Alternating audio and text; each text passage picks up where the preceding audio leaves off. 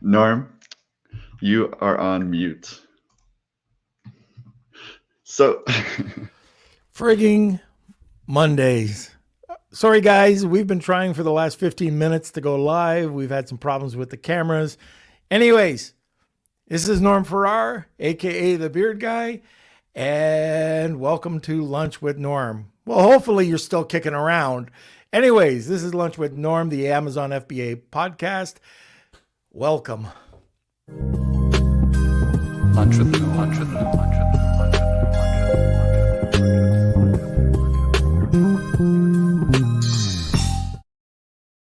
So, Kelsey, I need everybody to pull together for this podcast today, okay?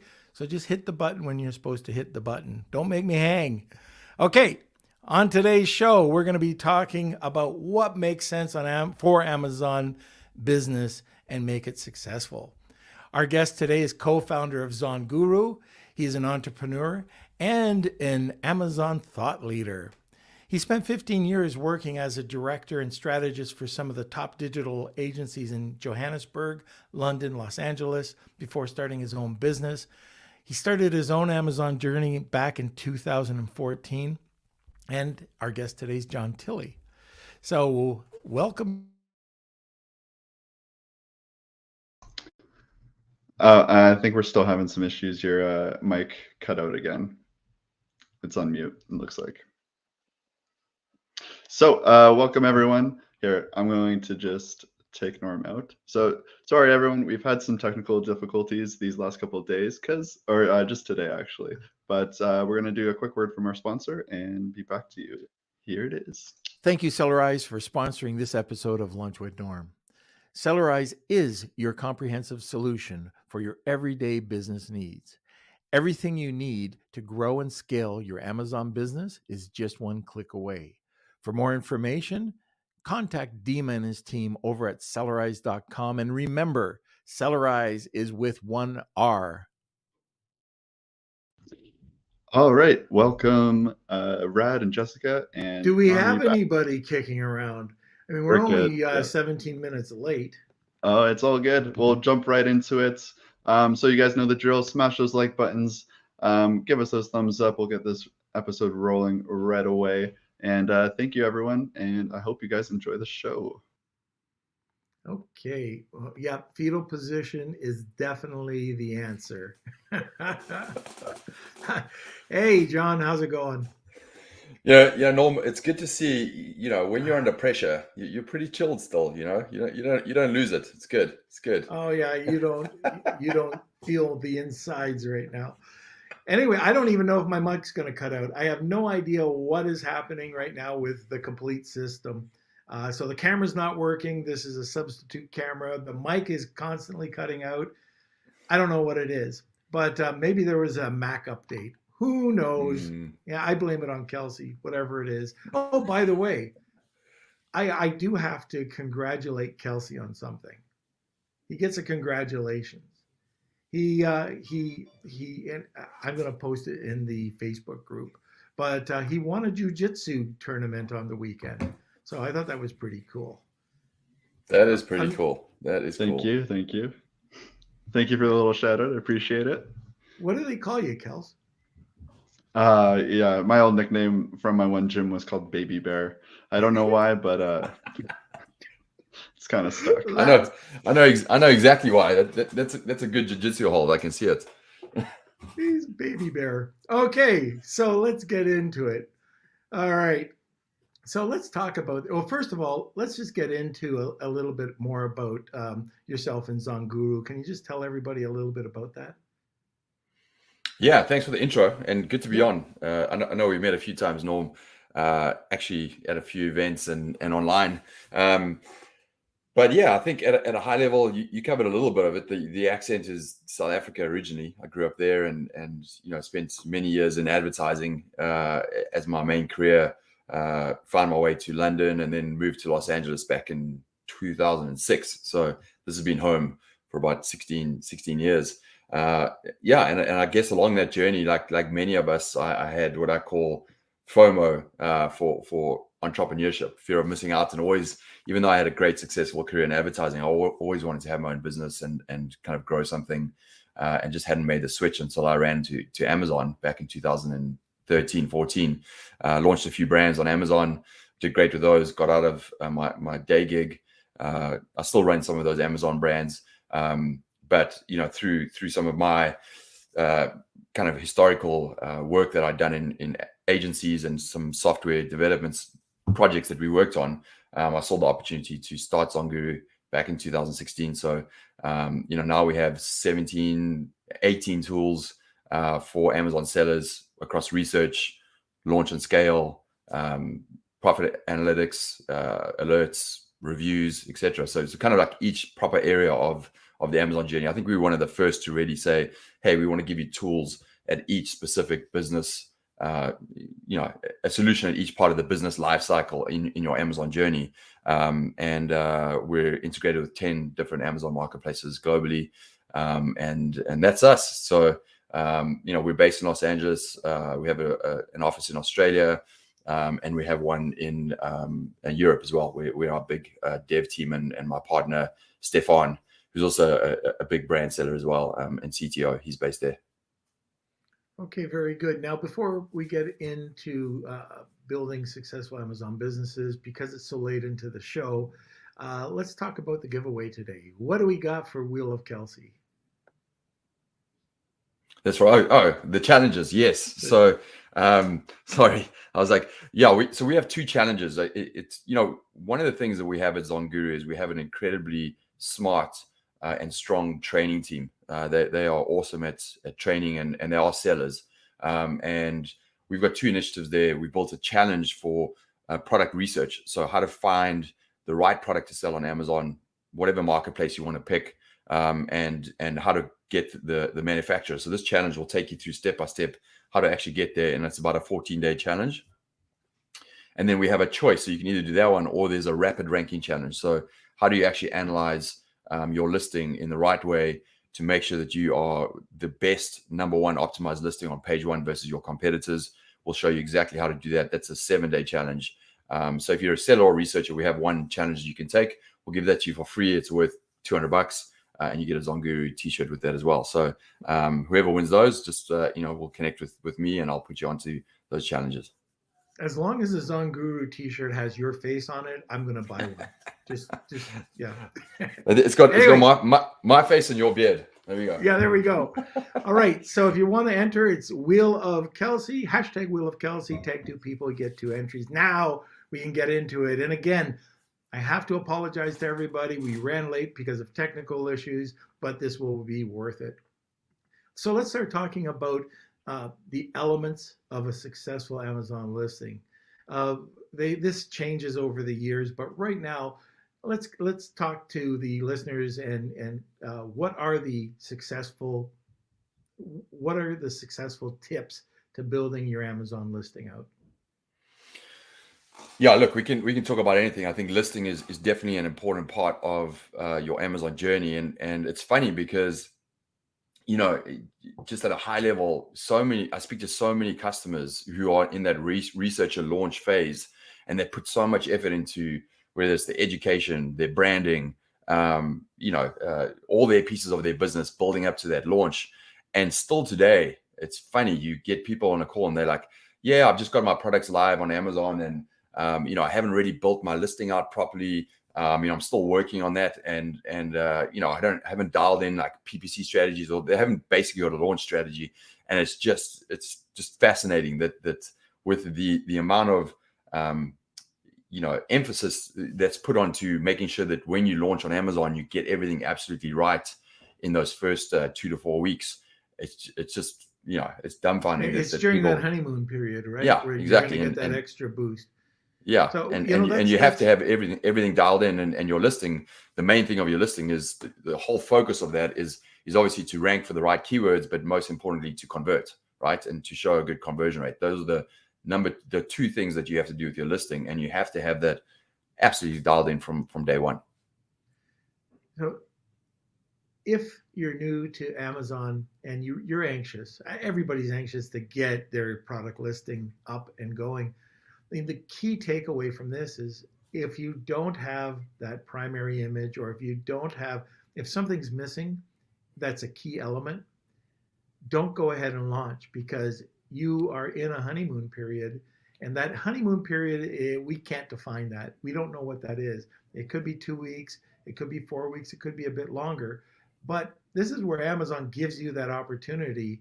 They give you a bit of a boost. So you might start out at the end of the pack. They kind of put you in the middle of the pack. And like Jon was saying, if you're converting and it looks like this is a product that they want to promote because you're converting well so they can sell more, they're going to promote you even more and quicker. You get an advantage that over people that have been selling a longer period of time. So that is something that's key. One of the things I think we should talk about, I mean, I was going to dig into listings, but let's talk about some of the elements. What does it take to create a successful Amazon business going into 2022? What are some action steps that people can look at? Yeah, look, I think listing, I want to talk about that in a second, but if we switch gears to what's successful about going to a business in 2022, I think the very high level thing that you need to get right is, especially if you're selling on Amazon.com, which is obviously very seasoned, is you have to have a plan beyond launch. And what I mean by that is, I think historically everyone works towards launching your product on Amazon. It's like that's your milestone, launch. But I think with the things that you have to get right with your business beyond launch to stay in favor with Amazon's algorithm and to be a consistent business and a proper business, you have to have an outline of your steps beyond launch for at least the first year.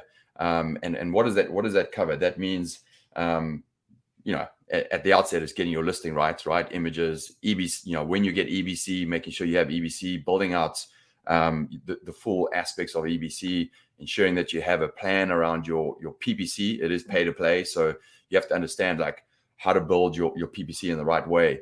I think it's video images, obviously getting all of that right, and then it's off of Amazon traffic initiatives.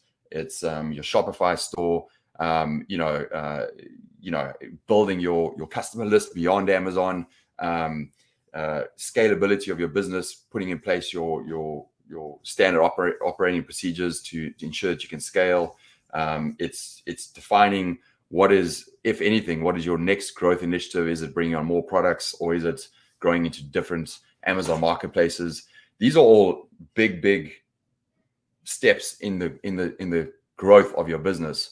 And you obviously don't have to do them all at once, but I think you have to have a defined roadmap in your head of, okay, once I'm live, what are the things that I need to do to continue to favor the algorithm, to continue to grow my brand, and to have in place some of these steps to be able to scale that business and to make it into a proper business. Because if you get some of those steps wrong, it's very easy to fall out of favor with the algorithm.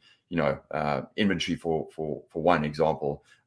So it's just, there are very specific things you have to get right, and you have to get it right to ensure that you stay in the Amazon game and you continue to be successful with that product. Yeah, I think probably one of the most important things you can do, even this is pre-launch, is the product selection and making sure that these Me Too products are, and we've talked about this on the podcast a bunch, but doing product innovation, being different, finding out why or how you can be more, or just provide something different to the marketplace. And then make sure that you can tell people exactly why it's different and why they should buy your product. So competitive analysis is going to be key. And one other thing that we just touched on a bit, but it's that pre-launch too. You get that listing down. You've got your images, but even before you get to adding that listing, you want to have a pre-launch. You want to, if you have a very limited budget, you don't have to do this. If you are trying to build a brand, then I would recommend doing this. And that's getting a social media page that has a couple of posts on it. That's having a website that's consistent with your brand. That's trying to have a good quality press release that announces that you're going to be launching. And so these are all little things that you can do to bring out the brand. You could even start to build out a small group of influencers that are promoting the brand. So those are a few things that really weren't that critical even a couple of years ago. But now Amazon's saying, yeah, we want to see a brand community. It's not just selling Me Too products. What do you think about that? Yeah, I think 100%. I think we've already started to see Amazon's focus around supporting and incentivizing products to become brands on Amazon, right? Or people who are brands. How can Amazon support them and help them more? And if you think about it, Amazon's natural growth over the last few years, when they first initially launched that platform, there were a lot of startup products that were coming on Amazon. That they supported you a lot in that process. But as the market's become more and more seasoned, and bigger brands have come on to play on Amazon, they want to continue to support those big brands. That's just where they see a lot of their growth. They want to incentivize that, and they're doing it already. You can obviously start your brand store. There's social media style Instagram for Amazon sellers within the platform, that you can actually start to create a customer list and customer engagement around that. And obviously they pay you if you're driving off Amazon traffic to your listing. There's a commission fee on the back of that. So all of these things are pointing to them supporting brands more in 2022. And the good thing is like, I'm sure most of your listeners and definitely a lot of our customers, that's what we've been practicing and preaching for the last 2-3 years is how do you create a brand, not just a product that you sell on Amazon, and what are the benefits of all of that. So I think we're all in a good position moving into 2022 and beyond, with that focus on brands. And pre-launch is again, that's a brand thing, right? It's like brand is really, creating a kind of an image of your product or a sense of your product in the mind of customers, and an emotional connection, right? That's really what a brand is. Not just this ethereal product that you're going to buy. And all of those things like pre-launch, getting into social communities, and connecting with people who want your product, ensuring that there's a gas factor there, that they really care about your product, asking them questions, starting to make that connection. These are all things that you can do as pre-launch, that when you launch your product, you can obviously, then say, hey, we've got our product, come and buy it. So there's a lot you can do there in a simple way to get pre-launch traffic ready, and even something as simple as Google Ads, which is important. Are you spending any time driving traffic over to build followers on Amazon?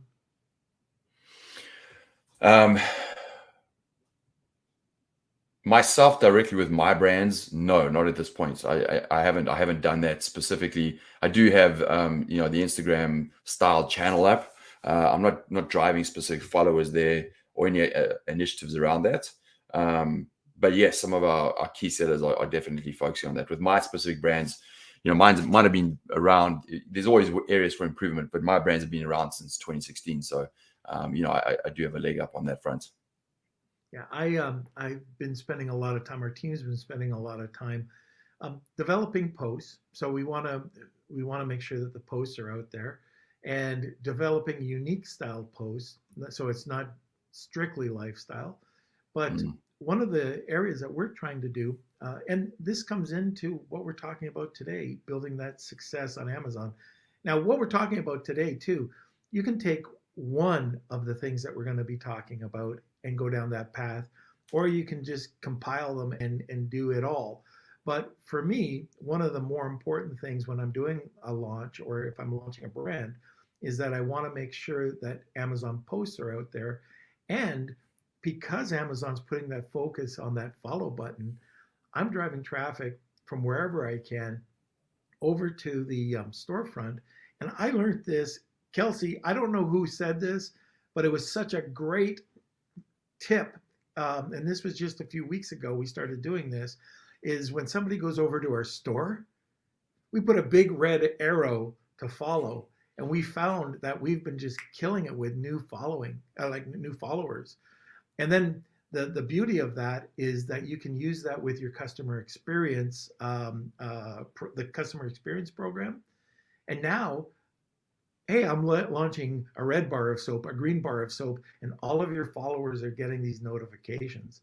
So it can really help as you grow. You don't have to spend thousands and thousands and thousands of dollars, but you can just spend a few bucks and get a few people coming over. And these are people, for the most part, that want your product. These are, like, let's say you're in the pet niche and you have a small dog. You can go over and target these people that, love schnauzers and get them to start following you on Amazon. It's not that tough. It's very inexpensive to do. And you can do that with influencers as well. But that is one of our strategies that we're working with to help build the follower base, that brand community. Yeah, and this is one of the things that I love about Amazon, right? Is it's a constantly evolving marketplace, Yep. and in some ways they're behind the curve on definitely on PPC, for example, versus Google. They're behind the curve and they're catching up on a lot of these fronts. Brand initiatives, posts, this kind of social media side. So there are these new simplistic initiatives that Amazon are introducing that someone in the community who's smart enough, can look at those and say, hey, what's worked historically in the past on some of the other platforms that are out there, and how can we apply some of those marketing smarts to these Amazon new areas? And there's always these opportunities to do something as simple as putting a fat arrow on a page and saying, hey, follow us here. That wouldn't work on other platforms, but it will work on Amazon because it's so new and it's kind of revisiting. I mean, those kind of strategies that we did maybe 3-4 years ago on some of the other strategies. So it's about sometimes being simple as that.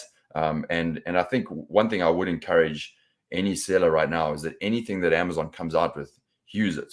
Whether it's posts or if they're incentivizing traffic off of Amazon, do that. Or if there's a new PPC style ad that they've got in there, use it. Use all of those because they want brands and they want products to use all of their products. They make money more of it if you use it. But more importantly, that's the way of them testing and seeing what works and what doesn't. And they're going to favor you. I can guarantee it. So anything that comes out, get on top of it and start using it on the Amazon side for sure. So if any of the listeners have any tips, what have you done to build your successful product launch going into 2022? If you've got something that you've just launched, what did you do differently for 2022? Now, before we go any further, Kelsey, can you please hit the button for a quick word from our sponsor? I wanted to give a quick shout out and say thank you to Global Wired Advisors for sponsoring this episode of Lunch with Norm. Global Wired Advisors is a leading digital investment bank focused on optimizing the business sales process. For more information, please call Chris Schifferling and his team over at globalwiredadvisors.com. Okay, thank you, Baby Bear, for getting that done. All right. Let's go back to the listing optimization. Is there anything with listings, like going back to the product listings? We started there, then I went down a different road. What are you doing differently? Yeah, I think the big word that I have for listing optimization, especially going to 2022, is what we've been doing for a while on with Zonguru, which I call contextual listing optimization. And what I mean by that is that nowadays it's really important to not understand, hey, what are the best keywords that I should have in my listing? It's more, that's an important piece, right? So what are the ones that are going to drive the most traffic, and what are the most relevant for my product? Those are key pieces. But over and above that, I think contextual keyword analysis, listing optimization analysis, understanding where are the opportunities versus my competitors is really, really critical. And an easy example of this is within our keyword tool, it's called Keywords on Fire. We not only define or help you find the keywords that are most relevant and will drive the most traffic for your product, but we visualize that versus your top 25 competitors and where they rank for all of those keywords, and then we show you where is most of the keyword competition happening, but where are the kind of green blue ocean opportunities where there is still some demand, some relevance for your product, but your competitors haven't found that niche of keywords yet. And I think being able to have that kind of level of intelligence when you build your listings and when you build your PPC, we're seeing a lot of success with that with our listing optimizations that we're doing for new brands. So a typical example is we would optimize a listing and say, hey, here's all the main keywords that you need to have in your listing, title, bullets, etc., the usual way we build it out. But what we do in addition to that is we do something what we call the halo effect, which is like we target and define some of those keywords that are relevant for your product that will be great from a conversion rate perspective. They have like mid or low demand even, so they don't have as much demand, but your competition hasn't really optimized for those keywords, and you can optimize for those. You can have them in your listing, so you have a quality score, and then you run specific PPC campaigns to those defined set of keywords that have much less competition. And what you find is your conversion rate starts to really increase around those keywords, and that just has kind of a halo effect on your whole listing, and you start to do better organically for even some of the short-term keywords, etc. So this idea of contextual research analysis for your listing versus your competitors, which even then rolls into your listing, and ensuring that when you write your listing, you have a context for what your top eight competitors actually, where are they optimizing, where are they focusing, how can I do that differently to beat them. That is an important piece that I think is important that going into 2022. And then it goes further. We're building out all these contextual aspects to anything, which is really answering at a high level question. Hey, what's happening with my Amazon listing, my product, my revenue, my sales? But more importantly, what's happening with those in context to my competitors, in context to what's happening with the niche, with the category, with the trends, with Amazon, right? These are all important things for you to understand. Is my conversion rate going up? If it is, how is that conversion rate going up compared to my top 10 competitors? Are they going down, or are they also going up? That's a very, very insightful piece that you have to understand around your business and data moving into 2022. Very good. I want to touch on a couple of different things. First of all, when you're looking at your product images, what are you putting in there? I know that there's no specific formula, but what are you looking at? Are you using a few more lifestyle? You've got your primary. What are the other types of images that you're using for to bring out the key features or benefits? Yeah, I think first, alt text and tagging your images is important. So I know it's not defined that, hey, if I actually name my images with certain keywords that I'm trying to focus on, that makes a difference. You right? You guys don't hear that? No. Somebody keeps calling me. I've got do not disturb. It's, you know what? You got it? They were just on the phone. They just said, hey, I don't know. Maybe they wanted to clean my ducks or something. Anyway, this is a Monday, a podcast beyond podcast. Everything that could happen has happened. I was like, what did I say? Did I say something? No, anyway. I think tagging your images is important, right? And it's been around for a while, but I think you need to do it. I think in terms of structure of images, clearly,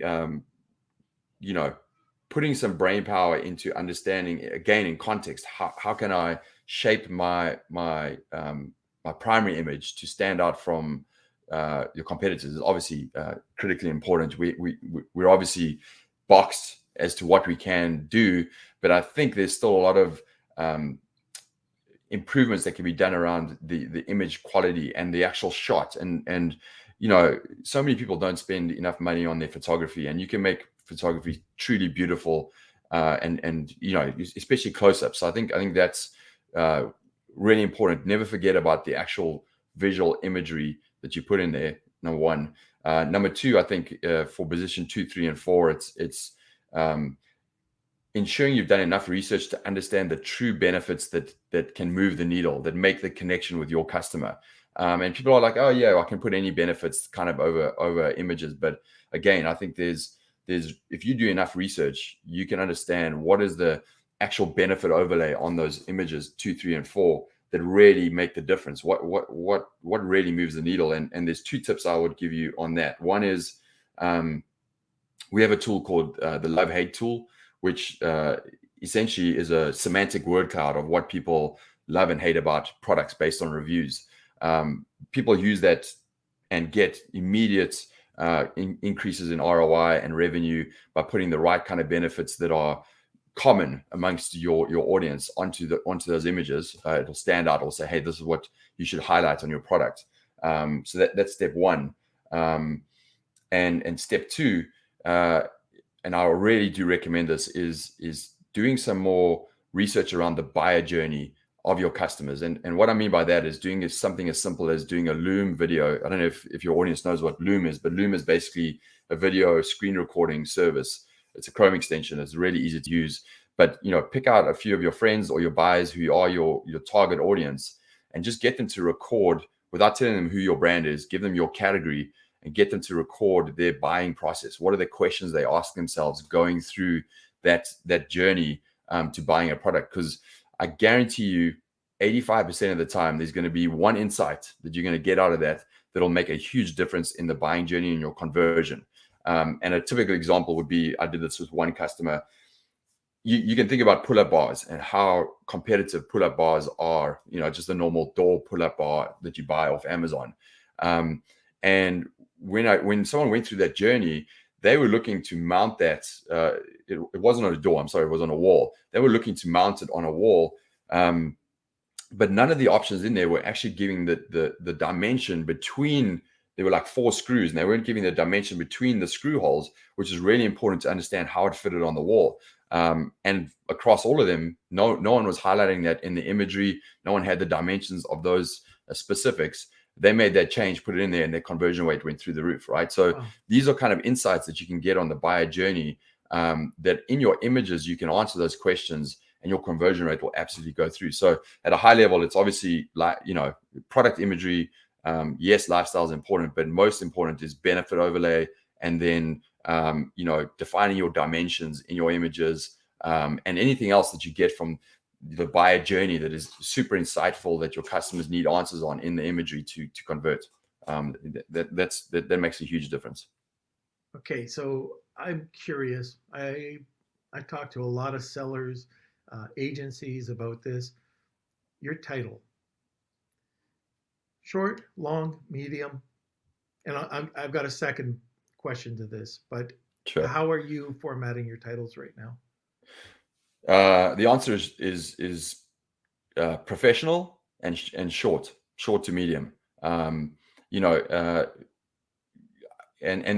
reason I say that is, if you broad match in the right way, you can get a lot more bang for your buck in your title without being too long.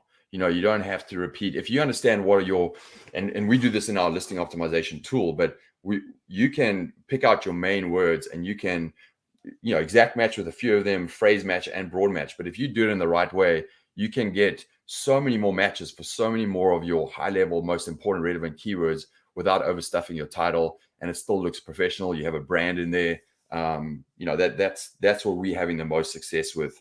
And it's just fascinating that if you really apply your attention and focus and look at broad, exact, and phrase match, you can match for a whole bunch more without creating this overstuffed, crazy title. So I hope that aligns with your answer. Yeah, I was curious because I just hear different people saying different things, and one of them, this is the second question: do you ever go back and redo your title during launch, after launch, at any time? Yes, we do that. I think the one thing that we are careful with, for whatever reason, is the back-end keywords, the back-end search terms. And by the way, we have a tool called Keyword Spotlight, which can highlight any back-end search terms for your brand or your competitors. It's pretty unique in the space, but so you can see what people are doing in their back-end search terms. That's the one that seems really strange. I think it's always important to get right. If you have space, you can add more, but going back and changing those, especially before a critical period like Black Friday or something like that, I wouldn't touch any of that. I wouldn't even be careful with the title, but we're seeing it's okay to go back and make title changes and updates there. It's just those back-end keywords that seem a little strange. What about repeat keywords? Like let's say at the beginning of the launch, I might have 8-inch chef knife, sushi knife, Damascus steel knife, like all. Sorry, that is incorrect. Let's say that the main keyword is chef knife. So you might have sushi chef knife, Damascus chef knife, 8-inch chef knife. Are you repeating any of those keyword phrases, or are you just using, let's say it's Damascus chef knife, and then later on you'll have the 8-inch, the sushi, the carving, placed within the title? I think the answer I always give on that, and we see success either way, is write it as it makes sense. You don't have to repeat as much, but if you need to make sure that it makes sense, yes, I would do that, and I would even go as far as to say that somewhere in your listing have the plurals represent. I think the plurals, rightly or wrongly, people have different opinions. Having those plurals somewhere in your listing, I think, is important as well, and actually having it, even though they say Amazon takes care of that, we see opportunities with that as well. And just another one is especially in the US, is Spanish keywords. They make a big difference as well. Last bullet point or in your alt text in the images. Yeah. There you go. I know that there's so many people that are just adamant that there's one way to do this, and they get ticked off at other people for saying other ways to do their listing. And there's so many different options, and it's just like your images. If you don't try or research or split test the results, you never know where they're going to be if you're leaving money on the table. What we found recently is that when we put out a listing, we put keyword phrases into the title.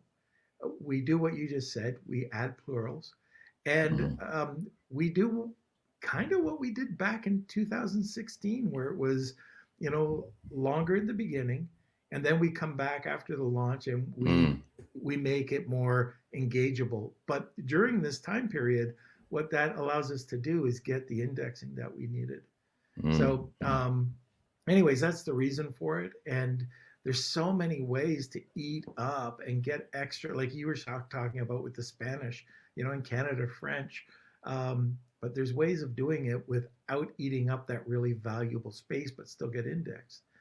So it's and I think, do you have any insight on broad versus phrase versus exact match in your title, and how that's driving business? What we've done in about 75% of the at least three quarters of the listings we're putting out right now are going back. Like if you saw our listings, you would go, "Oh my God, these are horrible listings," and you call yourself a professional. Well, that's what we're doing. We're loading up keywords. We're making very little sense. We're trying to put a little bit of engagement in there, like some sort of benefit, but it is exact, for the most part, is exact phrase. And the broad phrase, that's how we used to do it. And we used to do, like you were saying, short, medium size, put more focus on the back end, and then the bullets. But yeah, we've played around with it, and so far we've seen that we've got a real uptick on this way. And then around 30 days into it, or 45 days, that's when we make our change. Interesting. Yeah. Look, I think at a high level, what that's that's boiling down to is indexing, right? And whether you broad, exact, or phrase match, certainly exact matching in your title for your main keywords, and there's not that many, is important. But the concept overall is like you need to truly drive your indexing up, right? However you're going to do that, you need to have a baseline of indexing. I think the numbers are throwing out like around like 1,500, 3,000 keywords that you need to index for to truly start to make a difference on Amazon. So drive your indexing up, check that. We have index checker as well. These are important things to do. And then quality score, check that with some of your paid media. I think these are critical pieces to launch. And just a thought that's coming into my head is like, all of these testing and these things that you're talking about, these are critical pieces. But in the bigger picture of Amazon and creating a brand on Amazon and beyond, it's still the 80-20 rule. 80-20 rule. That's the 20% of these kind of tweaks to kind of get things going. But don't make that your focus. Like your focus has to be to get your product and your product research right. And when I say, product research and choosing your product right, but doing your customer research right. And I think that's a common theme I'm seeing a lot of is people also tend to skip out on the opportunity to truly understand your avatar and your customer and what moves the needle with them. Because if you spend a little more time there, you're going to get so many more insights and ideas around that's going to filter through to, as you said, your product imagery, your benefit overlays, your listing creation. But it starts with you understanding your customer. And so many people assume, and there's so many research aspects that you can do out there to really understand your customer. And if you do that little bit of hard work, which is a little bit more creative, and you have to spend a little bit more time on, you have a leg up on your competitors because it's a little bit harder. They don't do it, and you will find insights and opportunities that they don't find, and that's going to move the needle in a bigger way. Where when you do these listing optimizations, you're doing it on a good base. And that's just a common problem I see is people are doing all of this work, but they don't have the right base. If you can get your base right, you're going to, all this other stuff is good layers on top that's just going to drive your business. I agree 100% with that. All right. I know you've got a hard cutoff, so why don't we get into, let's just give anybody who wants to enter Wheel of Kelsey, we got about 30 seconds before we get into it. Okay. So, John, anything else before we get into the Wheel of Kelsey? Yeah, I think for 2022, and something that I'm completely excited with, even in 2021 and 2020, is this opportunity of looking at entering other marketplaces than Amazon.com. And what I mean by that is international marketplaces. Europe is it's a viable marketplace. It's doing incredibly well. UK, Germany, but some of the smaller marketplaces in Europe are doing fantastically. Amazon Australia is a huge opportunity right now. It's almost, when we look at the data, it's like going back to launching a product in 2016, on Amazon.com. It's that kind of openness, and with a little bit of consistency and patience there, the organic natural growth of Amazon in Australia, your business is going to go ROI through the roof, over the next two to 3 years. So there's real opportunity in some of these new marketplaces. Amazon India, even more so. If you look at the size of that marketplace and where they are at in their e-commerce journey, there's huge potential there. And nowadays it's much easier than ever to launch a business in a foreign international marketplace. Yes, you have to understand the marketplace better. You have to understand your customer. I've talked about those things, but for anybody who's launching, look at some of those other marketplaces. Australia is a great one because they do have quite an affinity and alignment with the US customer in terms of needs and wants. But we're seeing huge success there right now, and just people are gobsmacked at how easy it is to get a listing onto page one. All of these things that are a lot harder on Amazon.com. So for some of the growth, yes, Amazon.com is a huge opportunity still, but some of these other marketplaces are worth looking at. I was talking to a guy that was selling on India, Amazon India. And anyways, the guy was telling me that he was in supplements and he was selling 10,000. And I said, that's really good. And I said, 10,000 a month? That's great. He goes, no, that's 10,000 a day. Yeah. Yeah. There's no Look, opportunity in India. no, If you definitely got the not. right product, hey, Yeah. it could be a fantastic market. So, Yeah. last question: how do people get a hold of you? They can check us out at zonguru.com. If you want to engage with us more, we have a live training every single week. You can join that. We have, 6 and 7 figure Amazon sellers training around Zonguru and picking a product, for example. So live training, you can get our support. They'll put you into that live training. Our blog has got some great detail. If you want to check out our Instagram, we dedicate that channel to, basically product differentiation ideas and how to make products better. So, there's definitely value in just following that on Instagram. So a whole bunch of ways to connect with us, and just, start to get a sense of who we are and what we do. But I think you guys will like it. All right, fantastic. Okay, Jon, it's that time. All right, and Jon, if you need to get going, I know it's the hour mark. All good. I can hang. All right. Yeah. All right. So here we go. Here's the Wheel of Kelsey. Enjoy. It's time for the Wheel of Kelsey.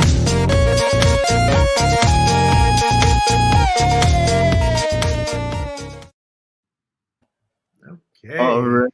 We got the Wheel of Kelsey. This is for today's giveaway. We're going to shuffle up these names. Thank you, everyone who entered. Smash that wheel, baby bear. All right. The winner is Abu. All right, Abu. All the way from London. All Nice. right. Yeah, congratulations, Abu. So, Abu, please email me, k@lunchwithnorm.com. I believe I have all your information too, and I'll connect with Jon afterwards. And yeah, thank you, everyone, for entering. Okay. Hey, Jon, thank you. Sorry for the glitches. I don't think that's ever happened where it's been 15 minutes late. We're always late, but it's never 15 minutes. So I know you got a hard cutoff. Thank you for joining us, and we'll definitely get you back on. Thank you. Appreciate it. No, great stuff. All right. We'll see you later. Okay, everybody. So I am sorry for the inconvenience at the beginning of the podcast. Hopefully that doesn't happen again, or I will be in the fetal position. Anyways, we are going to be having Jason Anderson on the show. We're going to be talking about how to create viral videos for your Amazon brand. So that's going to be on Wednesday. But before we get any further and bring Kelsey back on, can we have Kelsey try it one more time? Hit that button and let's have a Thank you, Z.co, for sponsoring this episode of Lunch with Norm. Are you looking to take your e-commerce business from local to global? You can with the help of Z and their brand new app. That's right. You can track live shipments with push notifications, get detailed lead times for each stage of your shipment, and store all compliance and VAT reclaim documents in the palm of your hand, all while listening to Lunch with Norm. Ready to expand your e-com empire and take your Amazon FBA business global? Use the link in the description to learn more about Z's new app that's now available on desktop and mobile. That's Z.co, ZEE.co. Okay, Kelsey, where are you? Well, that was quite the Monday, I have to say. I think this will be part of our blooper reel. That's for sure. Oh, this is going in for sure. Yeah. But yeah, thank you everyone for sticking around. If you're new to the podcast, we try to start at 12 p.m. Eastern time. That's the goal. But yeah, if you haven't already, please like us on Facebook, Instagram, check us out on YouTube, hit that subscribe button. And I hope you guys enjoyed. We do these giveaways every single episode too. So if you're new, come back, check it out. And yeah, hopefully you can win, be one of the lucky winners of our Wheel of Kelsey.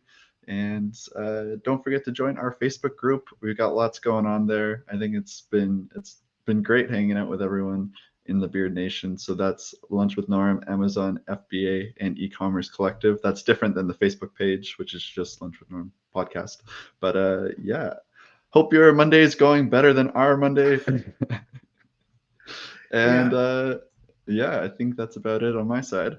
Oh, we also have a new blog out too. So if you want to check out the new blogs that have been going up on the Lunch with Norm site, go over to lunchwithnorm.com. Okay, fantastic. Thanks, Kelsey. So tune in every Monday, Wednesday, and Friday at noon Eastern Standard Time. Thank you for being part of the community. Hopefully, if you're a new listener, join us on Wednesday. I guarantee we're not going to be 17 minutes late, and I won't be so frazzled. So once again, thanks for being part of the community. We couldn't do this without you, and have a great day. Lunch with Norm.